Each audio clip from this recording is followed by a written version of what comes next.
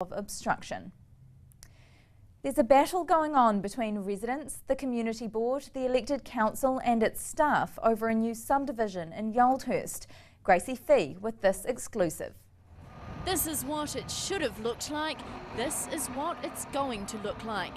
Residents say the changes were made without proper consent. That was all done behind closed doors. The first we knew of it is when we saw the curbs being built each side of the road. In 2009, the subdividers, Noble Investments Limited, applied for a variation in their road plans. It's meant cycle lanes come to a dead end and bottleneck where the Noble subdivision meets with the neighbouring one. The road decreases from the original 25-metre width to just 17 metres. Cyclists will be forced to share a 1.5-metre footpath with pedestrians, the minimum allowed width being 2 metres. But it doesn't comply with the city plan, it doesn't comply with the council's infrastructure design standards, which is minimum standards they set for safety and sustainability going forward. So they don't meet any standards, they don't meet the New Zealand safety standards either. So, yeah. So why was it okay? I've got no idea. So they alerted the council that their rules had been broken. So we went to the council back then and they just said that they basically had agreed with the developer for the narrow roads. Riccarton Wigram Community Board Chair Mike Mora says it should be called Yarnick Lane rather than Yarnick Boulevard. Parks will still be allocated to cars along each side of the narrow road, causing congestion. And with no centre turning lane, that's only expected to worsen. But it does get worse. Sections will only be a tiny 85 square metres in size, when in the agreed initial plan they were to be 250 square metres. The new size, meaning 4 houses, would now be on a section of this size. However, the bigger problem lies within the council.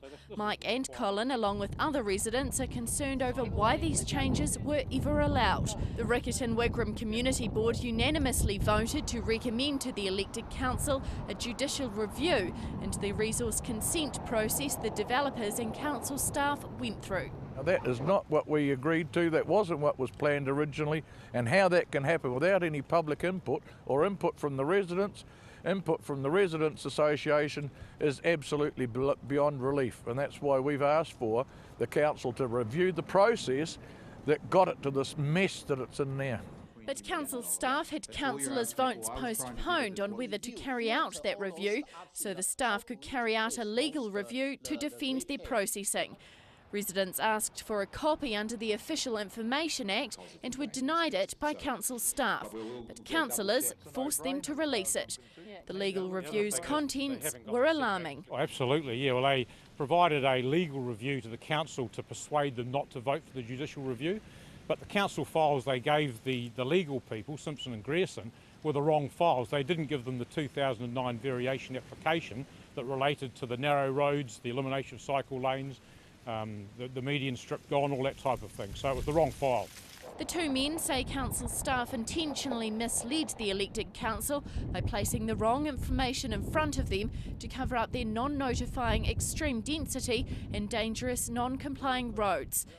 Now that the elected council has voted against a judicial review due to being given this wrong information by council staff, it may be up to the community board. So it's come back to our community board now as advocates for our community, is what's the next step? Can our community board do a judicial review of that process?